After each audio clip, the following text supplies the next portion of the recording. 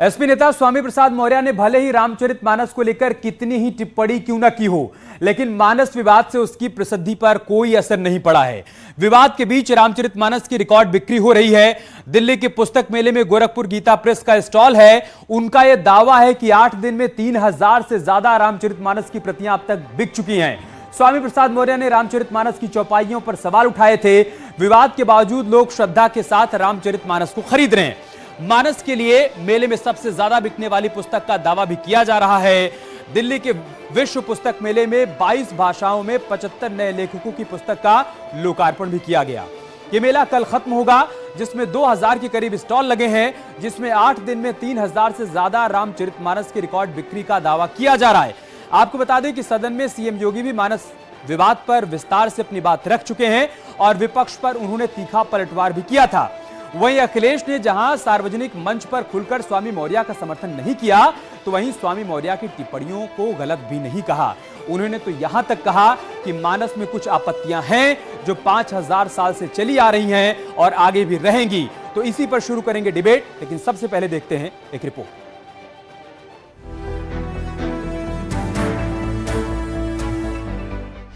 Delhi book fair में Gorakhpur Gita press के stall पर भी रामचरितमानस को लेकर भले ही राजनीतिक विवाद छिड़ा हुआ हो, लेकिन दिल्ली के प्रगति मैदान मेले में लगे पुस्तक मेला में सर्वाधिक पुस्तक की बिक्री हो रही वो है रामचरितमानस। ये गीता प्रेस का काउंटर है। यहाँ पे आप देख सकते हैं कितनी भीड़ लगी हुई है। यहाँ तमाम धार्मिक पुस्तक हैं, लोग खरीद रहे हैं। विवाद का नहीं असर, रामचरितमानस की रिकॉर्ड बिक्री। श्री रामचरितमानस की सबसे अधिक बिक्री हुई है। अभी तक कितनी पुस्तक बिक्री हो चुकी है? 3000 से ऊपर बिक्री हुई है। मैं यहाँ पर रामचरितमानस और सुंदरकांड घर के लिए खरीदने आया हूँ और कुछ गिफ्ट देने के लिए भी खरीदने आया हूँ। मानस पर स्वामी मौर्य ने उठाए थे सवाल। तो आज भी धर्म की आड़ में इस देश की महिलाओं को, समूचे शूद्र समाज को आखिर मारने, पीटने, प्रताड़ित करने की बात क्यों की जाती है? सीएम योगी का मानस ज्ञान, विपक्ष का टूटा अभिमान। ढोल गंवार शूद्र पशुनारी, सकल ताड़न के अधिकारी। अब ये सीख से है, शिक्षा से है। तो मैंने शुरू में इसी बात को कहा ना, विरासत में नहीं मिली। रामचरितमानस के खिलाफ कोई नहीं है, लेकिन कुछ चीजों के लेकर के न केवल आज आपत्ति उठी है, 5000 साल की लड़ाई है। पूरा समाज जानता है जो गलत है वो गलत है। सोने की तख्ती पे भी अगर लिख करके दोगे आप कि शूद्र ये हैं, शूद्र ये नहीं हैं, तो मैं उसको स्वीकार करने वाला नहीं हूं। रामचरितमानस पर नहीं असर, बिक्री जोरों पर। भगवान राम के विचार थे, जो भगवान राम की सोच थी, उसी को तुलसीदास जी ने अंकित किया है, उसको प्रदर्शित करने का अपने किताबों के माध्यम से कोशिश किया है। उसी को देश की जनता ने उस पुस्तक को अपने घरों में ले जाकर के पढ़ने का प्रयास किया, क्योंकि भगवान राम सबको अपने साथ लेकर चलने का एक संदेश देते थे। इतनी लंबी लाइन लगी हुई है कैसीओ बनवाने की, और इस समय इतनी भीड़ है कि यहाँ आवाज़ सुनाई नहीं पड़ती। मैं बात नहीं कर सकता, लेकिन रामचरितमानस की बिक्री इसमें सबसे अधिक हुई। जो विवाद था वो विवाद एक तरफ रहा, दूसरी तरफ जो श्रद्धालु थे, जो श्री रामचरितमानस को मानने वाले लोग थे, उन्होंने इसकी खरीदारी शुरू कर दी। और स्थिति ये है कि अब इनका कहना है कि अब इनको उसकी छपाई और बढ़ानी पड़ेगी।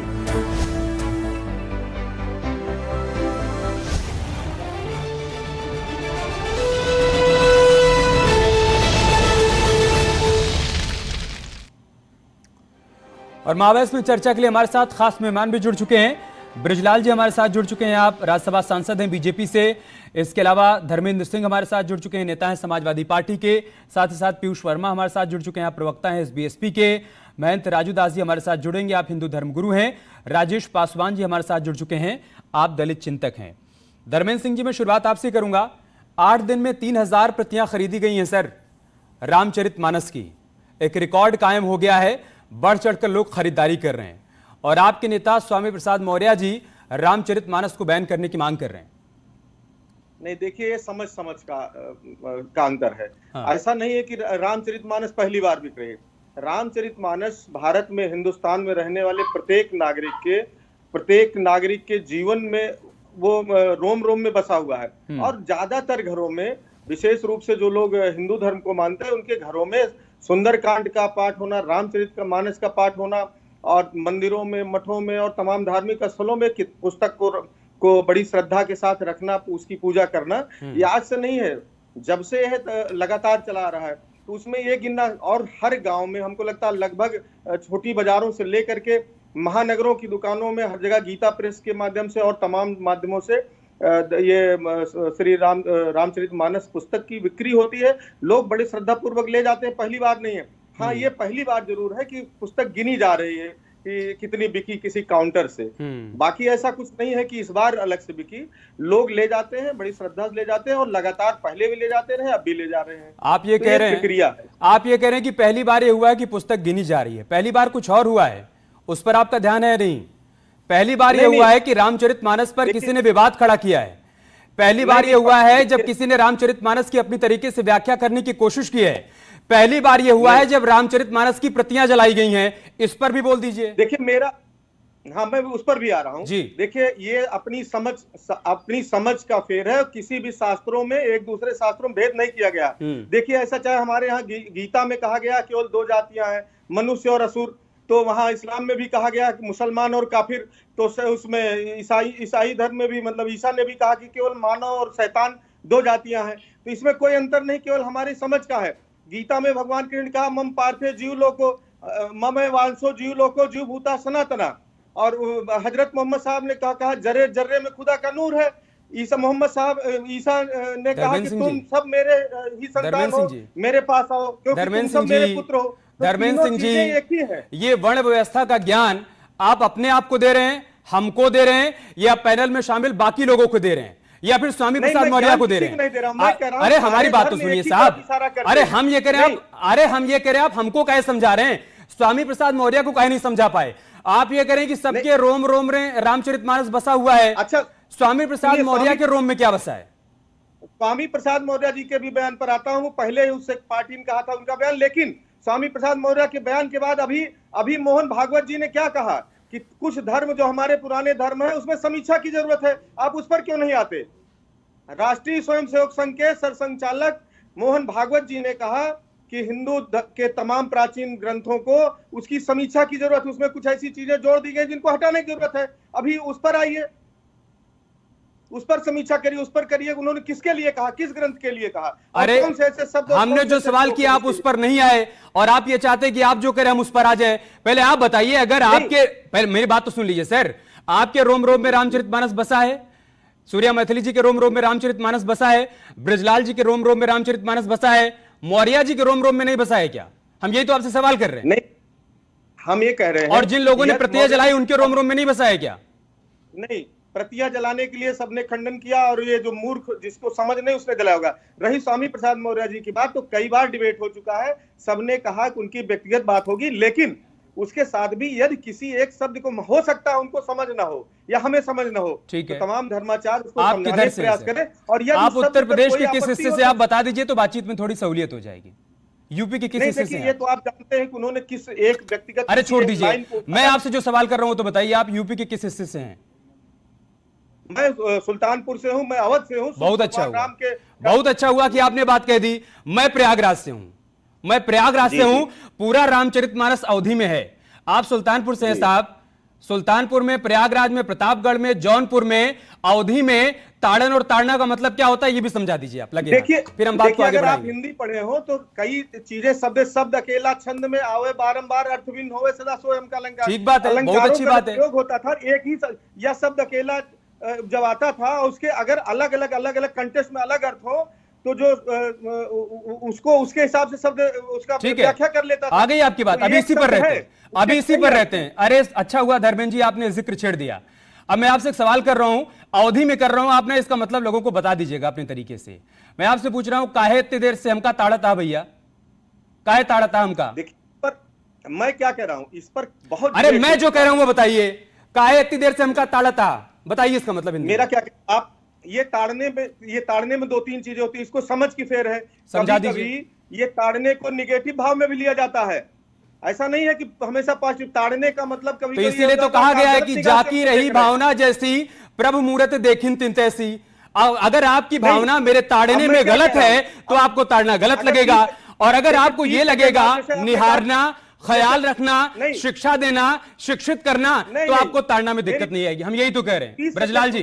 जैसे आपने एक सर हमने आपको पूरा मौका दिया, हमने आपको पूरा, हाँ यही तो हम कह रहे हैं, कायम का ताड़ा था भैया, कायम का देखा था, सुन लीजिए, कायम का देखा था। अगर कोई एक हम उम्र एक लड़का दूसरे लड़के से करता, काहे ताड़ा ताते हो गया, देखना काहे भैया मैं देखा था, काहे देखा था, यही तो कहा था इन्हें भैया, काहे देखा था।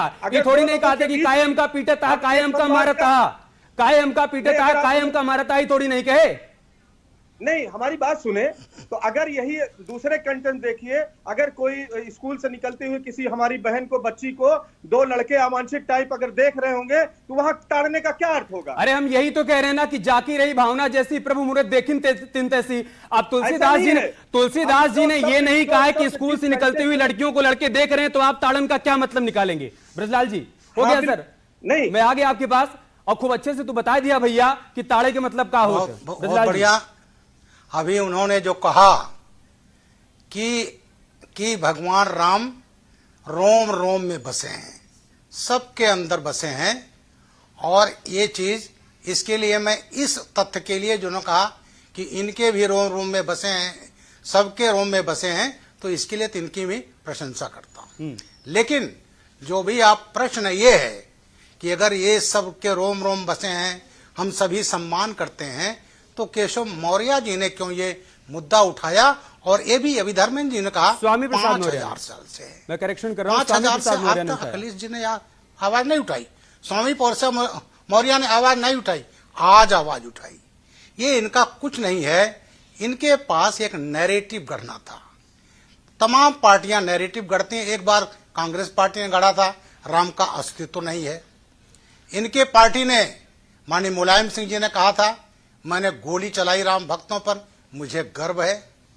तो अब इनके पास कोई मुद्दा नहीं बचा है, लगातार चुनाव हार रहे हैं, इसलिए एक नैरेटिव, ये समाजवादी पार्टी के शीर्ष स्तर से ये नैरेटिव गढ़ा गया है। और स्वामी प्रसाद मौर्य तो एक मुखौटा है, लेकिन ये जो अभी वर्ल्ड बुक फेयर में जो पुस्तक बिक रही हैं, मैं गोरखपुर में रहा हूं, सिद्धार्थ नगर का रहने वाला हूं, सिद्धार्थ नगर अवध क्षेत्र का है, गीता प्रेस जाता रहा हूं, और सबसे ज्यादा भीड़ बुक फेयर में अगर लगी है वर्ल्ड बुक फेयर में, तो रामचरितमानस और भगवत गीता की बिक्री, तो हिंदू धर्मों की जो पुस्तकें हैं उसकी बिक्री बढ़ गई है। खासकर राम मंदिर बन रहा है, भव्य मंदिर, जिसके लिए इनकी पार्टी ने हमेशा विरोध किया और भी राजनीतिक पार्टियों ने विरोध किया। आज बाबा विश्वनाथ का जो परिसर है उसका कायाकल्प हो गया है। तो आज लोगों में सनातन धर्म में आपके इसी पॉइंट पर धर्मेंद्र सिंह से एक रिएक्शन, उसके बाद महेंद्र राजदास जी बड़ी है, और ये इनका नैरेटिव है किस तरह से समाज को तोड़ दें, किस तरह से दलित बैकवर्ड को तोड़ दें, ये इनका नैरेटिव है जिसको कोई स्वीकार करने वाला नहीं है। इसी पर जवाब ले लेते हैं। धर्मेंद्र सिंह आप कुछ कहना चाहते हैं? ब्रजलाल जी का कहना है कि स्वामी प्रसाद मौर्य तो मुखौटा है, इस मानस विवाद के रचयिता कोई और हैं, जो राम मंदिर के खिलाफ थे, जो राम भक्तों के खिलाफ थे, उन्होंने ही रचा इस पूरे मानस विवाद को। कहिए बात। आदरणीय ब्रजलाल जी उत्तर प्रदेश के डीजीपी रहे और इस समय संसद को सुशोभित कर रहे हैं।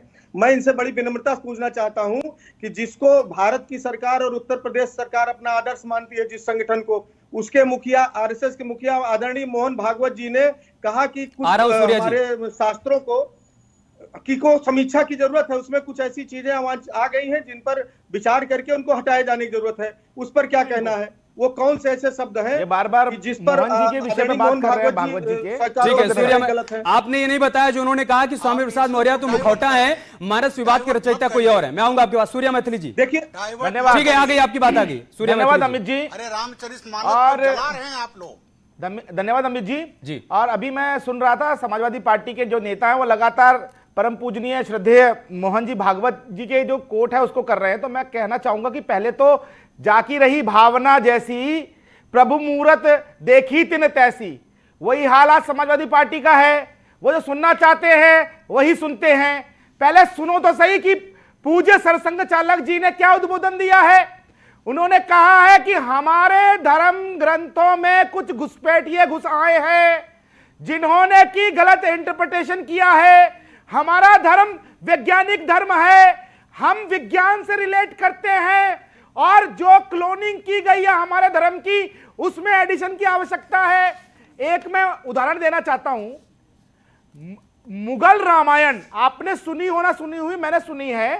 मुगल रामायण के अंदर किस प्रकार से गलत इंटरप्रिटेशन हमारे रामायण जी का किया गया है, जो अकबर ने बनवाई थी 1575 से 1577 के बीच में, जो आज भी जयपुर के संग्रहालय में है, संरक्षित है। तो उसके अलावा न जाने नाना भाषाओं में कितनी जगह पे अनुवाद हुआ है। अरे मूल जो ग्रंथ हैं उन ग्रंथों का अनुवाद कर कर गलत इंटरप्रिटेशन करने के ऊपर माननीय मोहन जी भागवत जी ने प्रश्न चिन्ह लगाया है।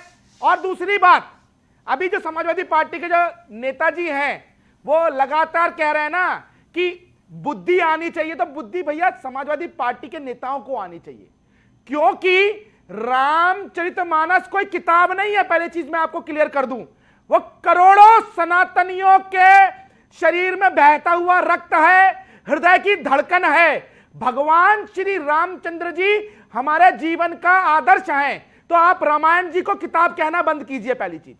दूसरी चीज, आज आप लोग कह रहे हैं कि हमने स्वामी प्रसाद मौर्य जी की निजी राय है, ये हम ये मानते हैं, तो काहे उनको आपने राष्ट्रीय महासचिव बना रखा है? रामायण जी के संग विवाद होने के बाद उनको पदोन्नत करके राष्ट्रीय महासचिव किसने बनाया?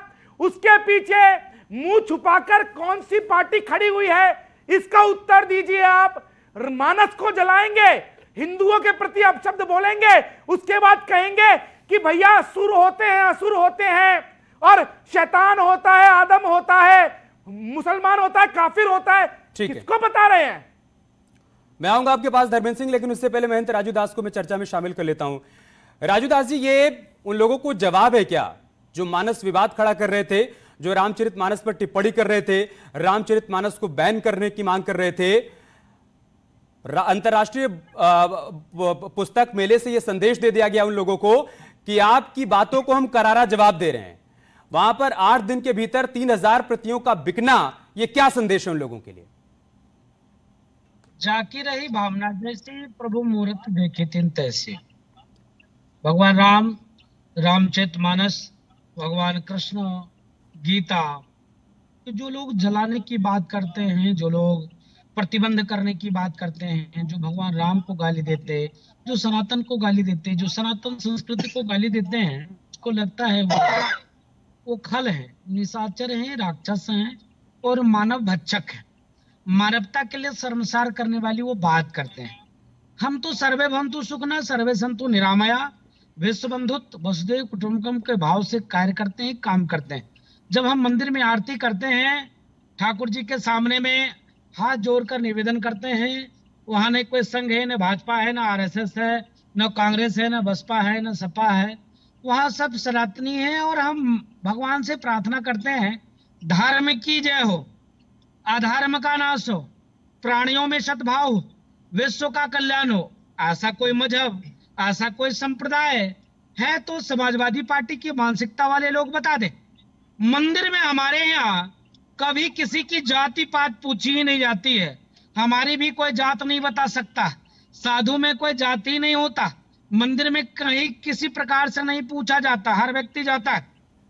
आप देखिए सनातन में शमशान घाट में वही राजा को जलाया जाता है, वही साधु को भी समाधि दी जाती है, मुखाग्नि दी जाती है, वही सामान्य व्यक्ति को भी दी जाती है, वहां जिसको आप नीच कह देते हैं उनको भी दी जाती है। लेकिन अन्य मजहब में, इस्लाम में 3200 जातियां हैं, 72 फिरके हैं, ईसाई में 1700 जातियां हैं। ये स्थिति है कि एक दूसरे के मजार दफनाने में भी जगह तय करना पड़ता है। मुसलमानों में मस्जिद जाने के लिए तय करना पड़ता है, ऊंची रेहरी है, ये फला, ये ऐसा। लेकिन सनातन में ऐसा कुछ भी नहीं है।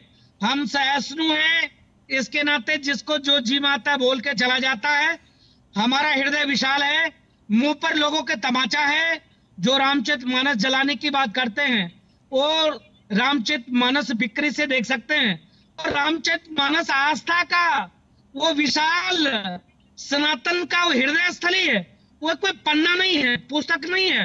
अभी समाजवादी पार्टी के नेता बोल रहे थे उसमें ढोल गमार सूद पसुनारी लिखा है, ये सकल तारना के अधिकारी। अरे कम से कम पढ़ लो मेरे भाइयों, अपने माता पिता से शिक्षा लो, सीख लो। स्वामी प्रसाद मौर्य क्यों नाम है? स्वामी प्रसाद। पहले बात तो स्वामी का नाम अपना बदल लेना चाहिए, ऐसा नहीं है राजू दास जी, कर लेना चाहिए। ऐसा नहीं कि स्वामी प्रसाद मौर्य ने रामचरितमानस नहीं पढ़ा होगा या रामचरितमानस के पाठ में कभी शामिल नहीं हुए होंगे, ऐसे आयोजनों में शामिल नहीं होंगे। अब उनको सुविधा मिल रही है, उनकी राजनीति को यह सुविधा दे रही है कि एक विवाद खड़ा कर दें, मानस विवाद खड़ा कर दें, इस वजह से अपने तरीके से व्याख्या कर रहे हैं। ये बात उनकी अंतरात्मा भी अच्छी तरीके से जानती होगी। राजेश पासवान जी, बहुत आसान है सनातन पर टिप्पणी करना, बहुत आसान है रामचरितमानस पर टिप्पणी करना, बजाय किसी और धर्म पर कोई टिप्पणी करना, किसी और धर्म ग्रंथ पर कोई बात रखना, किसी और धर्म में कुरीतियों पर कोई बात रखना जिससे कि विवाद खड़ा हो जाए, उससे बेहतर है कि रामचरितमानस और सनातन को टारगेट किया जाए। ऐसा ही है क्या? देखिए अमित जी, राजनेताओं और धर्मगुरुओं के बीच में मेरे जैसे हिंदी के अध्यापकों को नहीं रखना चाहिए स्पीकर के रूप में, क्योंकि राजनेताओं और धर्मगुरुओं से तर्क नहीं किया जा सकता, उनके साथ सहानुभूति दिखाई जा सकती है ऐसे मुद्दों पे। जैसे मेरे लिए रामचरितमानस एक पुस्तक है। हमारे एक मित्र ने कहा कि वो ब्लड बैंक है जो पूरे देश के पूरे करोड़ों लोगों के रगों में घूमता है, तो ऐसा नहीं है। मेरे लिए एक पुस्तक है। नहीं, उन्होंने कहा धर्म ग्रंथ में पुस्तक बिकती है। हाँ। और मैं भी आज विश्व पुस्तक मेला में गया था, आज मतलब हजारों लोग उसमें जाते हैं, 3000 लोगों ने किताबें खरीद ली। मैं भी गया था पुस्तक मेला, मैं भी बहुत सारी किताबें खरीद कर लाया। देखिए ज्योतिबा फूले की लेकर के आया, यीशु की लेकर के आया, कबीर की लेकर के आया और बहुत सारी किताबें लेके आया। तो पुस्तक मेला स्कॉलर्स की जगह है, वहां पे किताबें खरीदी बेची जाती हैं, लोग अपनी रुचि के अनुसार अपनी पसंद के अनुसार किताबें खरीदते हैं। तो ये इसमें किताबें खरीदने में ना कोई स्वामी प्रसाद मौर्य को के आधार पे खरीदता है या किसी गुरु के धर्मगुरु के इशारे पे खरीदता है, अपनी रुचि से अपने पढ़ने के हिसाब से लोग खरीदते हैं। तो मुझे इसमें किसी का पक्ष और किसी का विपक्ष नजर नहीं आता, ये मेरी अपनी ओपिनियन है। बाकी जहां तक टीका टिप्पणी है वो लोगों की राजनीतिक बयानबाजी है, जो जिसके बारे में जो कहना वो कहे, वो उनका अपना क्षेत्र है। और खास करके नेताओं के बयानबाजियों तो इतनी अविश्वसनीय हो चुकी है ना कि कौन सा नेता किस पार्टी में रहेगा तो क्या बोलेगा, दूसरी पार्टी में जाएगा तो क्या बोलेगा। ये मेरे जैसे इंटेलेक्चुअल इस पे चर्चा नहीं करते। मैं आपकी बात पर रिएक्शन लूंगा, लेकिन उससे पहले आपसे एक छोटा सा सवाल और लगे हाथ ये भी बता दीजिए, मैं आ रहा हूं सूर्या जी आपके पास, कि शूद्रों का सबसे ज्यादा अपमान सियासत ने किया है या सनातन ने किया है? देखिए सनातन और सियासत ये दोनों एक समय में जुगलबंदी रही है और उस जुगलबंदी के कारण हमारे समाज में सदियों से लोग शूद्र और शोषित और वंचित रहे हैं। धर्म और राज सत्ता की जुगलबंदी ने समाज में लोगों को हाशिए पर रखा है। किस धर्म में किस समय में रखा है अलग विषय है, इस वजह से उस डिबेट के लिए अभी मौका नहीं है। लेकिन जहां तक मुझे लगा है कि राज सत्ता और सनातन धर्म ये दोनों आपस में जुगलबंदी करके और सत्ता को मजबूत करते रहते हैं, ये मेरा अपना मानना है। ठीक है, सूर्या मैथिली जी, इसके बाद में धर्मेंद्र सिंह के पास जाऊंगा। मेरा तो निवेदन है कि आप इनको इंटेलेक्चुअल मत कहिए, आप इनको वामपंथी इतिहासकार बताइए। इन्हीं जैसे वामपंथी इतिहासकारों ने इस देश के इतिहास को तोड़ मरोड़ कर हमारे देवी देवताओं का अपमान किया है। ये अपने आप को इंटेलेक्चुअल बोल रहे हैं, इनको ये नहीं पता कि इस देश के अंदर राम की महिमा क्या है, इनको ये नहीं पता कि रामायण जी हिंदुओं के लिए सनातनियों के लिए क्या है। अरे भैया, आप जो मानते हो वो अपनी जेब में रखो, लेकिन जो 100 करोड़ भारतवासी सनातनी जिस भगवान श्री रामचंद्र जी को अपनी आस्था अपना प्राण मानते हैं, आप उनका अपमान नहीं कर सकते। मैं आपसे बोलना चाहता हूं, अपने शब्दों को वापस लीजिए। आपको जिस संविधान ने शक्ति दी है कि आपको दबे कुचले वर्ग से ऊपर उठ के जाना है, उसी संविधान के प्रथम पृष्ठ पर भगवान श्री रामचंद्र जी का पूरा परिवार अंकित है। इस चीज को आप ध्यान रखिए, आप ध्यान रखिए इस चीज को। ये जो ये जो आपने अपमान किया है ना भी सनातन का, यही असलियत है आप लोगों की। आप आते हो इंटेलेक्चुअल बनकर और बी टीम बनकर समाजवादी पार्टी की, और अपने आप को दिखाते हो कि भैया मैं तो अलग हूं, और चुपके से सनातन का अपमान करके चले जाते हो। राजेश पासवान जी, मैंने आपको पूरा मौका दिया, अनइंटरप्टेड मौका दिया, आपने अपनी बात रखी है, वो जो कह रहे हैं उसको सुन लीजिए, याद रखिए। ठीक है, सूर्या मैथिली जी आ गई आपकी बात। धर्मेंद्र सिंह जी, जो बात यहां राजेश पासवान भी कह रहे हैं, दलित चिंतक हैं, वो कह रहे हैं सियासत को जब सूट करता है, जो बात सूट करती है, जो मुद्दा सूट करता है, सियासत वही बात उठाती है। स्वामी प्रसाद मौर्य, अब मैं मेरा सवाल पूरा हो जाने दीजिए सर। स्वामी प्रसाद मौर्य जब बहुजन समाज पार्टी में रहे, तब वो नारा देते रहे कि तिलक तराजू और तलवार, उनको मारो जूते चार।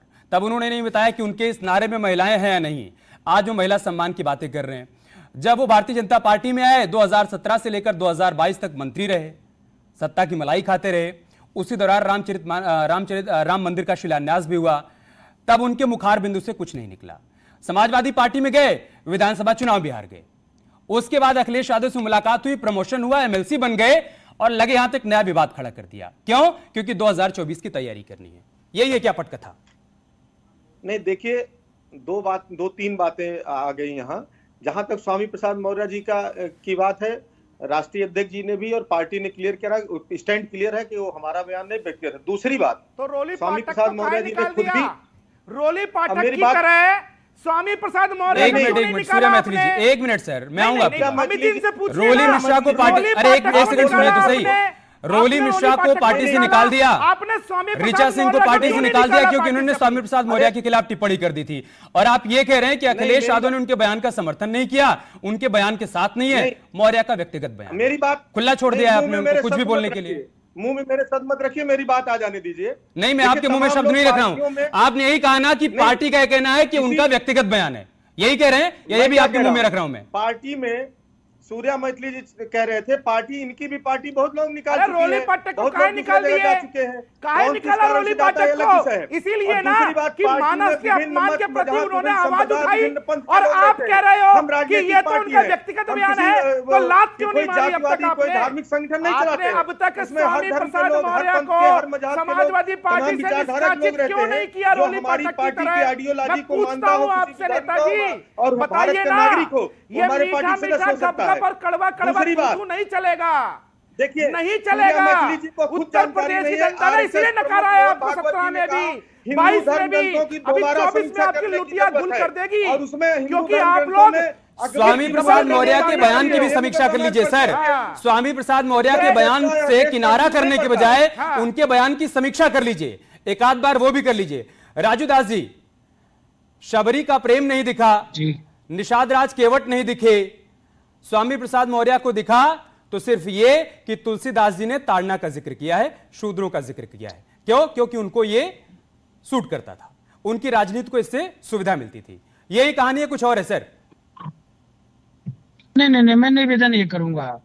अभी एक दलित चिंतक बोल रहे थे, मैं उनको दलित चिंतक नहीं मानता, वो शुद्ध रूप से वामपंथी आतंकी विचारधारा के लोग हैं, पारसी समुदाय है। नहीं, आपका विचार जिससे ना मिले उसे कम से कम आतंकी तो इस मंच पर मत कहिए। ब्रजलाल जी, क्लोजिंग कमेंट आपका 30 सेकंड, फिर मैं खत्म करूंगा। नहीं, हम इसकी परमिशन नहीं। राजू दास जी, हम आपका सम्मान करते हैं, लेकिन आप इस मंच पर किसी से अगर आपके वैचारिक मतभेद हो, आप उसको आतंकी कहें, ये ठीक नहीं है। ब्रजलाल जी, क्लोजिंग कमेंट आपका। हमारा विचार नहीं, वैचारिक आतंकवादी है वो, मानना पड़ेगा आपको। इस प्रकार से परोस कर समाज को बांटने का काम पारसी समुदाय, सनातन प्रेमी, मौर्य समुदाय सबसे ज्यादा सनातन प्रेमी, ये लोग क्या परोस रहे हैं, ये लोग क्या बता रहे हैं? ये दुखद है, निंदनीय है, कष्टकारी। जो मानस पर विचार थे उसके खिलाफ कहा था। तो एक तरफ तो कह रहे हैं ये कि साहब उनके पर्सनल है, यही चीज अखिलेश यादव जी का समझ नहीं पा रहे, लेकिन जब इनको समझ ही नहीं पा रहे। मैं लखनऊ में समाजवादी पार्टी के एक नेता और प्रवक्ता से मिला था, उन्होंने कहा गलती हो गई, गलत बोल गए, नहीं बोलना चाहिए था। अब ये कि सामने आकर नहीं कहे, इनके पास हमें खत्म करना होगा, तो समय हमारे पास इतना ही था। तुलसीदास जी ने रामचरितमानस की शुरुआत की और लिखा है, बंदौ संत असज्जन चरना, जिसमें बात कर रहे हैं कि संत और असंत दोनों के चरणों की मैं वंदना करता हूं। उस तुलसीदास के लिखे हुए पर सवाल खड़े कर रहे हैं स्वामी प्रसाद मौर्य, सिर्फ इसलिए क्योंकि इनकी सियासत को ये सूट करता है। उनकी सियासत को लगता है कि मानस पर विवाद खड़ा करके 2024 की जमीन तैयार की जा सकती है। तो ऐसे ही लोगों को जवाब दिया उन तमाम लोगों ने जो कि पुस्तक मेले में पहुंचे और वहां पर 3000 प्रतियां खरीद ली हैं रामचरितमानस की। बहुत बहुत शुक्रिया आप सभी का हमारे साथ जुड़ने के लिए। महाबहस का हिस्सा बनने के लिए खबरें जारी हैं, आप बने रहिए हमारे साथ।